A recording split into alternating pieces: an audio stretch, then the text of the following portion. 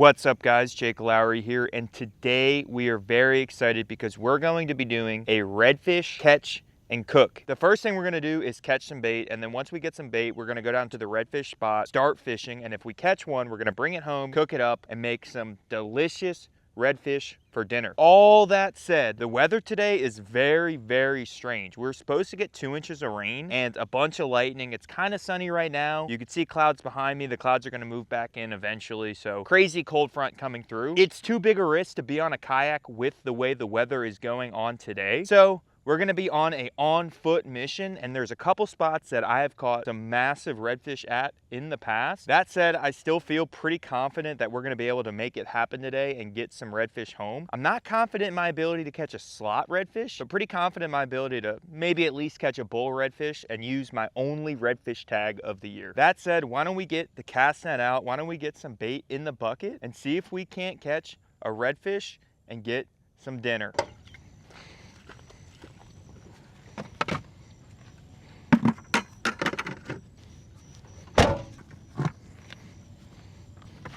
All right guys, we're gonna be really quick here with the bait. If we don't get any bait in like 20-30 minutes, then we're gonna go ahead and switch spots. I did see some mullet in a ditch coming into this area, so I'm hoping they're up here and we can get some bait quick, but if not, we're gonna move quick and keep moving until we finally find some bait. Getting fresh live bait is crucial to not only catching fish from a kayak, but even more crucial to catching fish from the bank. One thing I think I've learned over the past 3 weeks is how to throw a cast net pretty effectively, so I think I'm getting better and better. And as I say that, I throw a bad net. Okay, I'm seeing something over here. Throw it right on top of its head. Come on. Oh. All right guys, I'm gonna head over to where I saw mullet jumping earlier, and we're gonna go over there because right now there is nothing going on.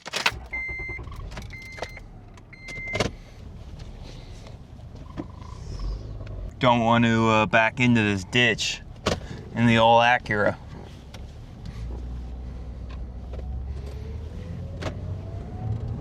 There was for certain a spot where I saw mullet jumping on the way in here. So I'm gonna go back over there and we're gonna see if we can't catch those mullet. If I don't see any mullet jumping here and then there's a ditch a little bit a ways over and I see mullet jumping there, I think that's pretty much a no-brainer to go to the spot where I saw the fish, right?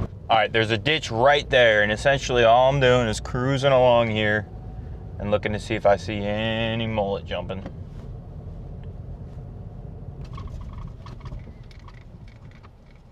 All right, there seemed to be more mullet activity coming in here, so let's see if we can't get something right here, more off a busy road. I'm hoping that this spot is better, otherwise we might be down to cut bait, frozen cut bait.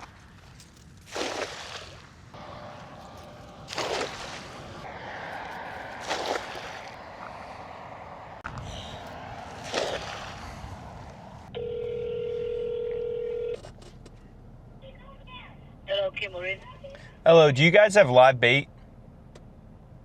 No, we don't sell live bait here. Okay, do you know where, is there anywhere that does? Look in the bucket. At the what? Luck in a bucket. Luck in a bucket?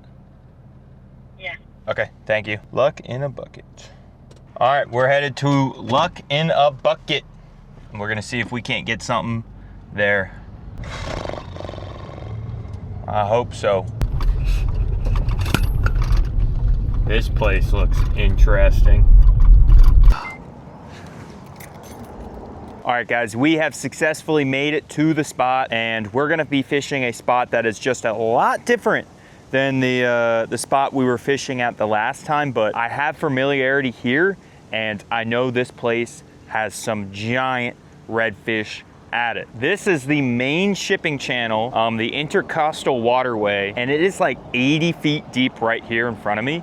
And the reason that I'm here is those big bull redfish come up here late in the fall. I don't know if we're a little too early for it. They run up and down the shipping channel, and actually, you can get some insane bull red fishing right here. So I'm pretty excited to utilize this as a bank fishing opportunity, get some live mullet on the hook, and hopefully catch something very, very quickly. Now that said, I'm gonna show you guys the rig we're gonna use today.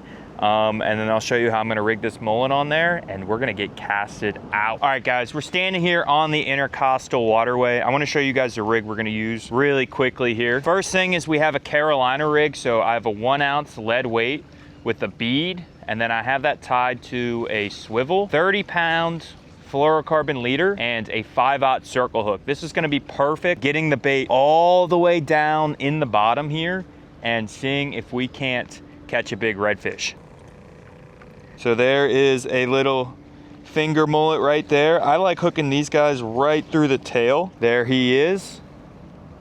These things were $15 for a dozen. So pretty expensive relative to if you're able to catch them. But again, this could be the difference between me catching fish and not catching fish. All I'm gonna do here is make a long cast as far as I can into the shipping channel. And then we're just gonna wait and see if I can't get a giant redfish. So there we go. Let's let this thing sink all the way down to the bottom. Last year we came to this spot around Thanksgiving time, and we ended up hooking an absolutely massive redfish. So I'm pretty excited for our prospects of doing something similar today. Ah, man, this isn't the comfiest rock to sit on, but it'll work. I actually think it might be better. I'm being stupid here. I got a bucket. I'm gonna sit on this thing. And that'll be a much better seat. Oh yeah. Yeah, this is like a designed seat. So sometimes it's good to give it slack, sometimes it's good to not. But a lot of times it's good to just wait, and we will see. Although this is a like relatively small sized spinning rod, I do have 50-pound braid on here, which should be plenty big enough to hook into any size of redfish, unless I hook just a complete massive redfish, which that is also within the realm of possibility for today. All right, let's try a bigger mullet. See if that makes a difference. Maybe these fish wanna bite something a little bigger than 4 inches long if they're in that deep of water. There we go, that's a nice one. All right, we just pretty much doubled our mullet size. I'm gonna hook him through the head too. There we go. All right, let's cast this guy out and see if he'll make a difference. Come on, big fish.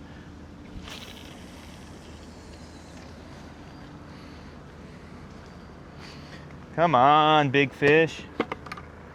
Yeah, that mullet that I just had on was pretty dead. I don't think I'm gonna go through all 12 of them today. So I think we'll be plenty fine. All right, I've been here about an hour, guys. And if that tells me anything, it's time to move spots. Not even a single bite. Usually I have odds to hook into like a gaffin top or something, just a catfish, but just nothing here, man. Let's go move.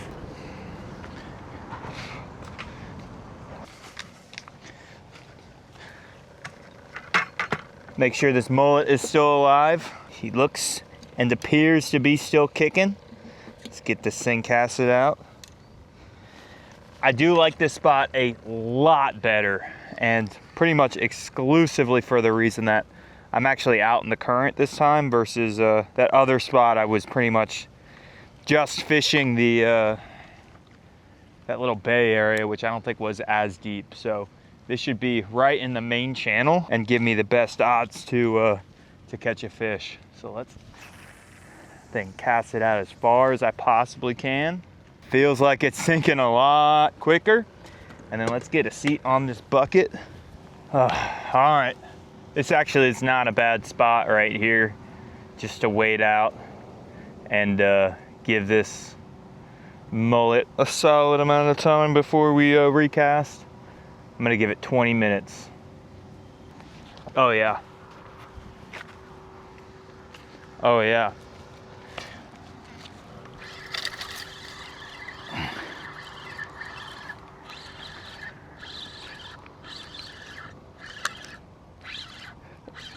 I don't know what this is. It's not really fighting like a fish. It's probably little. Oh, come on. There it goes. Catfish, 100% a catfish. 100% a gaffin top. Catfish. Not the target species.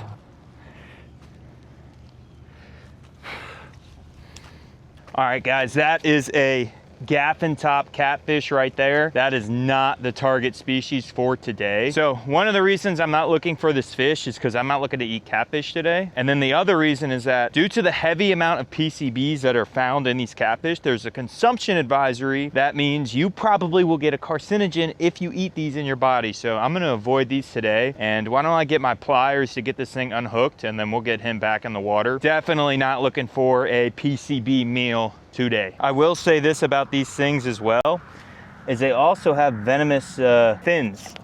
So overall, not a fish you really want to handle or catch. Fun to retrieve, but not the fish for today. Get him back in the water. All right, let's get another mullet on there, see if we can't hook into another fish. Oh, big ship. Big ship means big fish. Come on.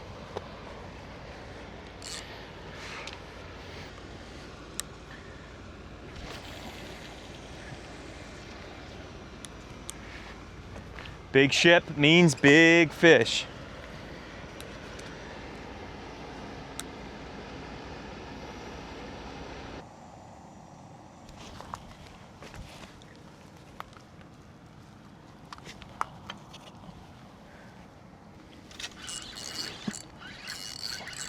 Got one.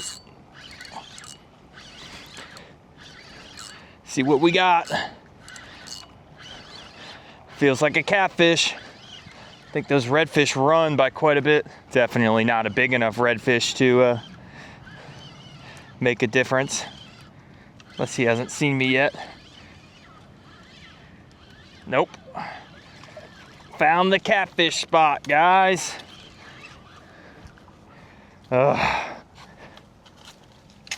Come on. Cookie cutter. Cookie cutter. Settle down. Come on. It's the best way to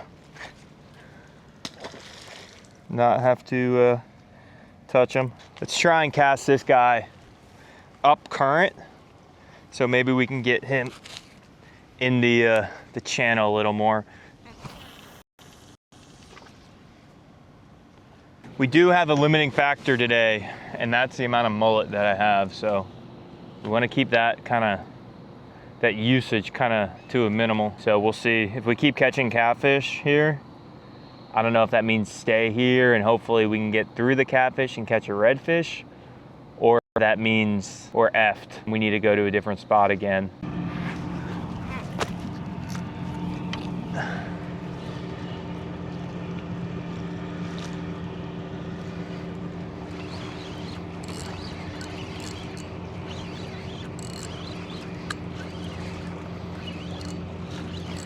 Got something. Oh. Oh my gosh.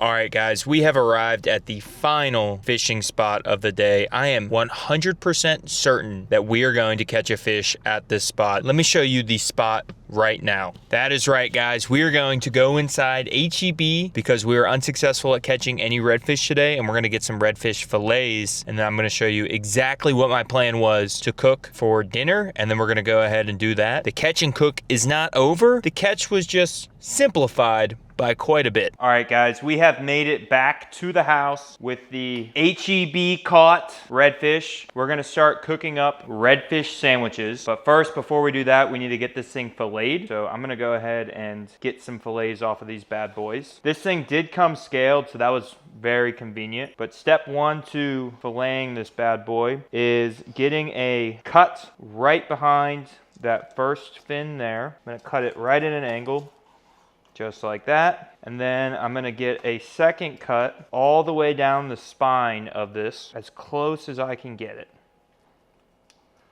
If I feel the bones, that means I'm doing a good job. Okay, once I get to the tail, poke straight through and come all the way out with it. All right, I do wanna get the skin off of this thing, so I need to go get some pliers. Okay, first piece of skin is off. I actually made my first cut on the other side of that spine. So there is my first two redfish fillets right there. Kind of messed it up, but all in all, I'm pretty impressed with my first redfish fillet. Now let's get another cut down this back side here, and then we're gonna go straight down the spine again. And let's get a good grip of the skin. I'm hoping that I can not pull as much meat off with the skin as I did the last go around. Seems to be coming off a little better. And just one. Oh yeah, much better. Oh, that's what I was looking for this go around. Okay. I'm pretty satisfied with the two fillets we got off this redfish. I'm gonna discard of that in the trash, and then let's make sure we don't have any bones. For this batter, we're going for a flour and egg batter. So I'm gonna get a cup of flour in this little pan right here. Always crucial when you're frying something in flour to add way more salt than you think it needs. Do as much as you think it needs and then go back through and do about twice as much as that. Okay, next stage is going to be the wet stage. And I'm just gonna crack 2 eggs into this little dealio right here. And there we go. Okay, now I'm gonna get this batter on these redfish fillets right here. First step is going to be flour. Make sure it gets a good coating of flour, but also make sure you get the excess off. Then it's going right into the eggs. And then we're actually gonna go back into the flour. Once all of that egg is covered, then I'm gonna set that on my plate and repeat that with the next couple fillets. Make sure we're fully de-egged before we're done breading.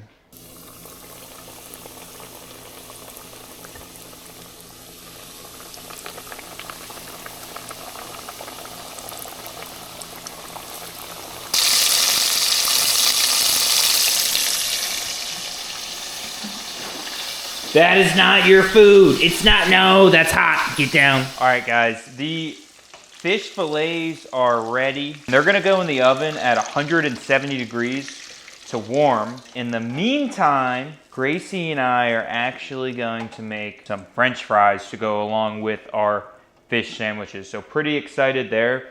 These things turned out, whoa, almost dropped one. Really delicious. So let's get this thing in the oven and let's get some fries cooking. Okay, so I have a bunch of potatoes that I cut into the shape of French fries. Pretty simple there, soaked them in water. And these things are going down, woo, into the beef towel. Let me add a little more. I guess they were a little wet going in there. All right, guys, it is assembly time. Assembly of this situation is very, very simple. Take a dollop of sauce on both sides of the bun, and then we go 1 redfish fillet, 2 redfish fillet, and then bun goes on top. Then we go with some fries, and I would say that looks like a pretty successful meal. But all we have left to do is a taste test right here, and we're gonna see, okay, that looks like a good bite with enough sauce, what this thing is like.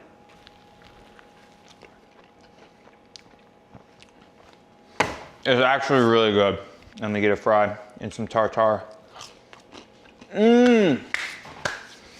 All right, so Gracie and I are gonna eat the rest of these sandwiches. If you guys like this video, make sure to like this video, subscribe if you haven't, and I'm gonna catch you guys next time. If you enjoyed that video, check out my YouTube channel where I have a bunch of fishing and outdoors related videos. Also, don't forget to click subscribe and turn on notifications so you don't miss on any future videos.